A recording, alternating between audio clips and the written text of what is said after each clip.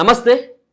Party ఫిరాయింపులకు పాల్పడ్డటువంటి 10 మంది ఎమ్మెల్యేల పైన అనర్హత వేటు వేయాలంటూ బీఆర్ఎస్ పార్టీ నేతలు ఒక పక్కన స్పీకర్కి మరో పక్కన సుప్రీంకోర్టులో కూడా వాళ్ళు పిటిషన్ వేయడం జరిగింది. సో దాంట్లో భాగంగానే స్పీకర్ ఇప్పటికే 7గురిని వాళ్ళంతా కూడా బీఆర్ఎస్ పార్టీ మనుషులే, వాళ్ళు ఏ కాంగ్రెస్ పార్టీలో చేరలేదు, కాంగ్రెస్ పార్టీలో చేరిల్లు అని దానికి సరైనటువంటి ఆధారాలు లేవు కాబట్టి వాళ్ళందరూ కూడా బీఆర్ఎస్ పార్టీ ఎమ్మెల్యేలే అని చెప్పేసి తేల్చేయడం జరిగింది, వాటిని డిస్మిస్ చేయడం జరిగింది. 7గురు ఎమ్మెల్యేల విషయంలో నిర్ణయం తీసుకున్నటువంటి స్పీకర్ పార్టీ మారిల్లు అని చెప్పేసి జనాలకు తెలుసు, కానీ స్పీకర్కి తెలియదు. అది అందరికీ తెలుసు, బహిరంగంగా కాంగ్రెస్లోకి తెలుసు, స్పీకర్ కూడా తెలుసు.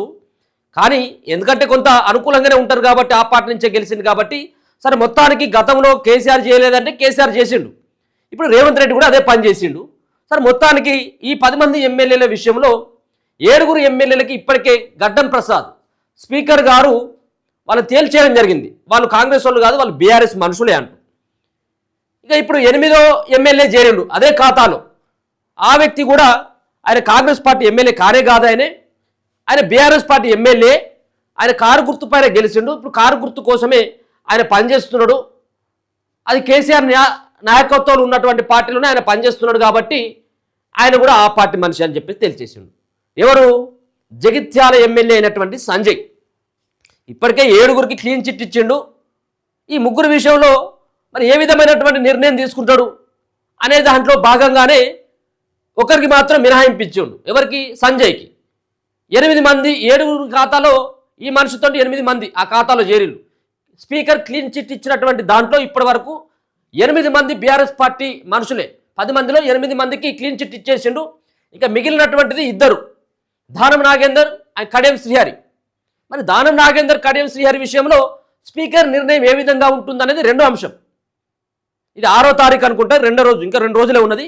అది సుప్రీంకోర్టులో మరోసారి విచారణకు రాబోతుంది ఇదే కేసు. స్పీకర్ని గట్టిగా అప్పుడే హెచ్చరించింది కోర్టు సైతం, నువ్వు తీసుకుంటావా నిర్ణయం, లేకపోతే మమ్మల్ని తీసుకోమంటావా, మరి ఎన్ని రోజులు టైం తీసుకుంటావు, ప్రతిసారి ఇట్లే టైం పొడిగించుకుంటూ పోతే మళ్ళీ ఎలక్షన్స్ వరకు ఇదే టైంను కాలయాపన చేస్తావా, ఇది లాస్ట్ అండ్ ఫైనల్ ఛాన్స్ అని చెప్పేసి స్పీకర్ హెచ్చరించింది. అందుకని చెప్పేసి స్పీకర్ హడావిడిగా నిర్ణయం తీసుకున్నాడు. 8 మంది పైన నిర్ణయం తీసుకున్నాడు. ఈ 8 మంది వాళ్ళు పార్టీ మారలేదని తేల్చేసిండు. మరి ఇవాళ మరోసారి కడియం శ్రీహరి విషయంలో స్పీకర్ ఏ విధమైనటువంటి నిర్ణయం తీసుకుంటాడు, ఆయన పైన కేపీ వివేకానంద ఎమ్మెల్యే వివేకానంద వేసిండు. ఇప్పుడేమో ఇవాళ సంజయ్ పైనేమో జగదీష్ రెడ్డి వేసినటువంటి కేసు. సో జగదీష్ రెడ్డి వేసినటువంటి కేసును డిస్మిస్ చేసిండు. ఆల్రెడీ స్పీకర్ నిర్ణయించిండు ఆయన కూడా బీఆర్ఎస్ పార్టీ మనిషి అని. ఇక ఇద్దరి విషయంలో ఏ విధమైనటువంటి నిర్ణయం తీసుకుంటాడు అనేది తెలియదు. సరే నేనేమంటున్నా అంటే దీంట్లో ఇప్పటికే సరే స్పీకర్ గారేమో నిర్ణయం తీసుకున్నాడు ఆయన బీఆర్ఎస్ పార్టీ మనిషి అని. మరి అదే కాంగ్రెస్ పార్టీలో ఉన్నటువంటి సీనియర్ నాయకులు అయినటువంటి జగిత్యాలలో ఉన్నటువంటి జీవన్ రెడ్డి, మాజీ మంత్రి జీవన్ రెడ్డి, ఆయన ప్రతిరోజు కామెంట్లు చేస్తూ ఉన్నాడు. మరి ఈ కామెంట్లు స్పీకర్కి కనబడట్లేవా, వినపడట్లేవా? ఆయన కాంగ్రెస్ పార్టీలోకి ఎందుకోసం వచ్చిండు? కాంగ్రెస్ పార్టీలోకి వచ్చి కాంగ్రెస్ పార్టీ మొదటి నుంచి పనిచేస్తున్నటువంటి నాయకులకు ద్రోహం చేస్తున్నాడు. ఆయన పెత్తనం చేయడం ఏంటి? నువ్వెవడ్రా అని కూడా తిట్టిన ఆయనే, నువ్వెవడ్రా ఇక్కడ మీ అయ్య జాగిరా అని చెప్పేసి తిట్టినటువంటివి కూడా ఉన్నాయి. కాంగ్రెస్ పార్టీలోకి నీకు అవకాశమే లేదని చెప్పేసి తిట్టిండు. ఆయనేమో కాంగ్రెస్ పార్టీ మనిషి అని చెప్పేసి కాంగ్రెస్ పార్టీ నేతలు, సీనియర్ నేతలు తేల్చేసిన తర్వాత స్పీకర్ మాత్రం ఆయన కాంగ్రెస్ పార్టీ కాదంటాడు. నిన్న కూడా జీవన్ రెడ్డి ఆయన ప్రెస్ మీట్ చూడవచ్చు. ఇవాళ ఒరిజినల్ కాంగ్రెస్ పార్టీ నేతలకు అన్యాయం జరుగుతుంది. మొన్న కాంగ్రెస్ పార్టీలోకి వచ్చినటువంటి వ్యక్తి ఇదే సంజయ్ చెప్పినటువంటి వాళ్ళకు 30 మందికి టికెట్లు వచ్చినాయి, నేను చెప్పినటువంటి వాళ్ళకేమో 20 మందికి వచ్చిన టికెట్లు, ఇది ఎక్కడ అన్యాయం అని చెప్పేసి బహిరంగంగా మాట్లాడింది కదా. ఒక పక్కన ఆలోచన నడుస్తుంది, జగిత్యాల ఎమ్మెల్యే వర్సెస్ జీవన్ రెడ్డిగా ఆ ఫైట్ నడుస్తుంది జగిత్యాలలో. ఒక పక్కనేమో పార్టీ ఫిరాయింపులకు పాల్పడ్డటువంటి దాంట్లో జగిత్యాల ఎమ్మెల్యే బీఆర్ఎస్ పార్టీ మనిషి అని చెప్పేసి ఏమో స్పీకర్ తేల్చేస్తాడు. అంటే ఇద్దరు కాంగ్రెస్ వాళ్ళు ఒకరిదొక రకమైనటువంటి అభిప్రాయం. సరే ఏదేమైనప్పటికీ కూడా ఇప్పుడు పార్టీ ఫిరాయింపులకు పాల్పడ్డటువంటి ఎమ్మెల్యేల విషయంలో స్పీకర్ నిర్ణయం 8 మంది పైన ఈ విధమైనటువంటి నిర్ణయం తీసుకున్నాడు. మరి ఇంకా ఇద్దరి విషయంలో ఏ విధంగా తీసుకునేటువంటి అవకాశం ఉంటుందంటే 100% వీళ్ళు కూడా బీఆర్ఎస్ పార్టీ మనుషులని తెలియజేస్తాడు. దానం నాగేందర్ ఓపెన్గా కాంగ్రెస్ పార్టీ బీఫామ్ పైన పోటీ చేసినప్పటికీ స్పీకర్ నిర్ణయం నా దగ్గర ఎలాంటి ఆధారాలు లేవు కాబట్టి నేను వాళ్ళు బీఆర్ఎస్ అని చెప్పేసి అంటాడు. ఇదే రేపు జరగబోయేది. కడియం పైన అదే, ఎవరి పైన కూడా వేటు వేయడు స్పీకరు. ఎందుకంటే ఆయనకు సాక్ష్యాలు ముంగట ఉన్నా కానీ కనపడవి. ఆ ప్లేస్లో ఇంకో స్పీకర్ ఉన్నా, ఇంకో పార్టీ స్పీకర్ ఉన్నా ఆ పార్టీకి కొంత అనుకూలంగానే ఉంటుంది. గవర్నమెంట్ ఏ పార్టీ అధికారంలో ఉంటే ఆ పార్టీకి అనుకూలంగానే ఉంటాడు స్పీకర్. కాబట్టి అలాంటి నిర్ణయం ఉంటుంది. కానీ ఈ నిర్ణయాన్ని వ్యతిరేకించేటువంటి శక్తి సుప్రీంకోర్టుకి ఉండేటువంటి అవకాశం ఉందా? మరి ఇంత బహిరంగంగా ఆధారాలు దొరికినప్పటికీ, కండువాలు కప్పుకున్నటువంటి విజువల్స్ ఉన్నప్పటికీ, కండువాలు కప్పుకొని ముఖ్యమంత్రి దగ్గర ఆశీర్వాదం తీసుకున్నటువంటి విజువల్స్ ఉన్నప్పటికీ, ఫోటోలు ఉన్నప్పటికీ, బీఫామ్ పైన పోటీ చేసి ఒక పార్టీలో ఎమ్మెల్యేగా పోటీ చేసి గెలిచి దాని తర్వాత పార్టీ ఫిరాయింపులకు పాల్పడి వేరే పార్టీలకు వెళ్ళి ఆ పార్టీ బీఫామ్ పైన పోటీ చేసినటువంటి వ్యక్తులకు కూడా క్లీన్ చిట్ ఇచ్చినటువంటి స్పీకర్ నిర్ణయాన్ని మరి సుప్రీంకోర్టు ఏ విధంగా వ్యతిరేకించేటువంటి అవకాశం ఉంటుంది? ఇప్పుడు ముఖ్యంగా ఇప్పుడు బీఆర్ఎస్ పార్టీ నేతలంతా కూడా సుప్రీంకోర్టు యొక్క నిర్ణయం పైనే వాళ్ళంతా కూడా ఆతృతగా ఎదురు చూస్తున్నారు. ఖచ్చితంగా 8 మందికి మొత్తం 10 మందికి 10 మంది ఈ నియోజకవర్గాల్లో ఉప ఎన్నిక వస్తుందని మనం చెప్పలేం. కానీ 2 నియోజకవర్గాల్లోనే ఉప ఎన్నిక వచ్చేటువంటి అవకాశం స్పష్టంగా కనపడతా ఉంది సుప్రీంకోర్టు తీసుకున్నటువంటి నిర్ణయం ద్వారా.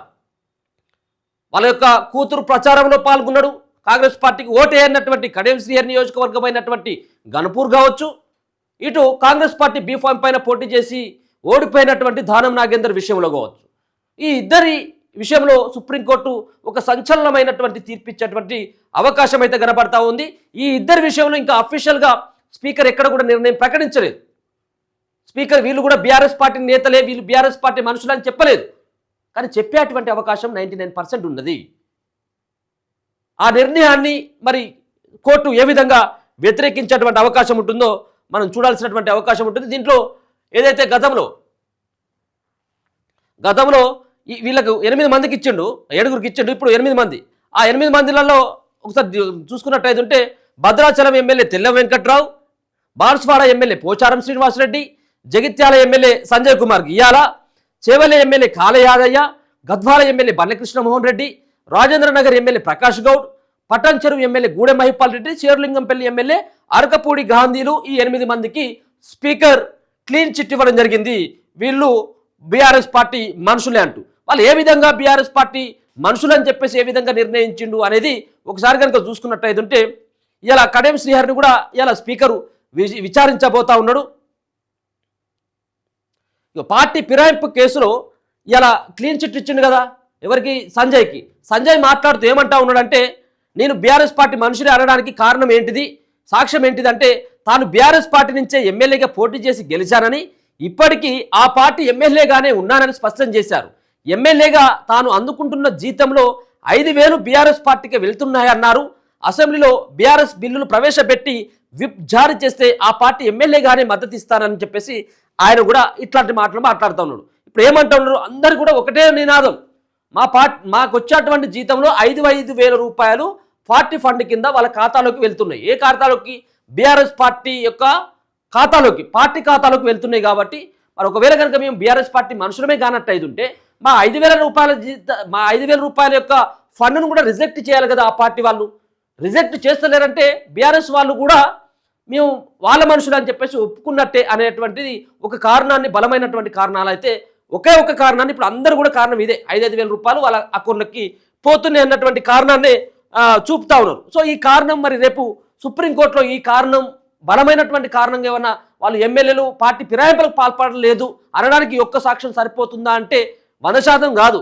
ఇప్పుడు బీఆర్ఎస్ వాళ్ళ దగ్గర కూడా చాలా ఆధారాలు ఉన్నాయి, చాలా కారణాలు ఉన్నాయి. కేటీఆర్ వేసిండు, కౌశిక్ వేసిండు, వివేకానంద వేసిండు, జగదీశ్వర్ రెడ్డి వేసిండు, ఇంకా బీఆర్ఎస్ పార్టీకి కొంతమంది నేతలు కూడా వాళ్ళపైన ఫిర్యాదులు చేయడం జరిగింది. కొన్ని సాక్ష్యాలని అటాచ్ చేస్తూ స్పీకర్కి కోర్టుకు ఇవ్వడం జరిగింది. బలమైనటువంటి వాళ్ళు ఓపెన్గా కండవ కప్పుకున్నారు. వాళ్ళు ఏమైనా అన్నట్టయితే మా నియోజక అభివృద్ధి కోసం అని ఒకరు అంటారు. మేము కప్పుకున్నటువంటి కండవ ఏమో ఇది 3 రంగుల కండవ, ఇది కాంగ్రెస్ పార్టీ కండవ కాదు, ఇది ఒక జాతీయ కండవ కప్పుకున్నారు. ఇంకో కాడు ముంగటేసి ఇంకో ఆయన అంటాడు. మా నియోజకవర్గ అభివృద్ధి కోసం ముఖ్యమంత్రి కలిస్తే తప్పేంటిదని ఇంకోరు మాట. కానీ ఒరిజినల్గా మనస్సాక్షిగా చెప్పాలంటే వాళ్ళందరూ కూడా పార్టీ ఫిరాయింపులకు పాల్పడ్డటువంటి ఎమ్మెల్యేలే. ఇవాళ వీళ్ళు కావచ్చు, రేపు మళ్ళీ ఇంకో ప్రభుత్వం వస్తే ఇంకోలు పార్టీ ఫిరాయింపులకు పాల్పడకుండా ఉండేందుకు బలమైనటువంటి చట్టాలు వస్తేనే ఈ విధమైనటువంటి ప్రజాస్వామ్యం అంతా కూడా బతుకుంటుంది. ఒక పార్టీలో గెలిచి ఇంకో పార్టీలకు వెళ్ళడం ఏంటండి?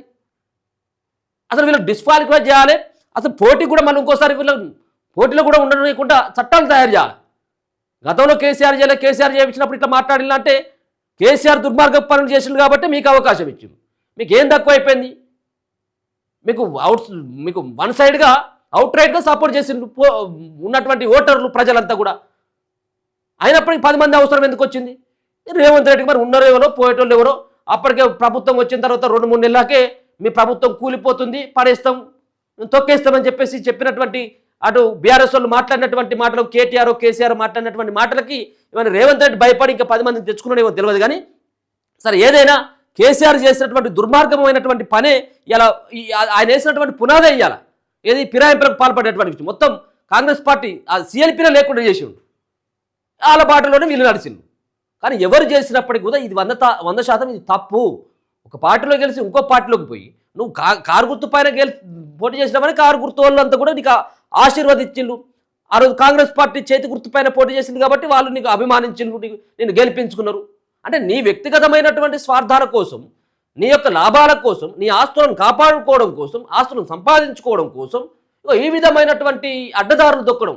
వీళ్ళు ప్రజాప్రతినిధులు, వీళ్ళంతా కూడా పార్టీ ఫిరాయింపులకు పాల్పడే వాళ్ళంతా కూడా వాళ్ళు మనకు నాయకులు వాళ్ళంతా కూడా. సో దయచేసి ఇవి చట్టాలు మారాలి ముందుగా.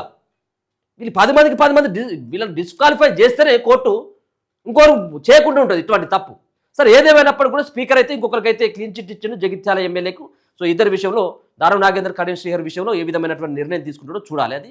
అది ఈయన నిర్ణయం తీసుకున్న తర్వాత కోర్టు ఏమి సమాధానం చెప్తుంది, కోర్టు వాళ్ళ నిర్ణయం ఏమైనా ఇంకా డిఫరెంట్గా ఉంటుందనేది కూడా మనం భవిష్యత్తులో చూస్తూనే ఉండండి మనతో.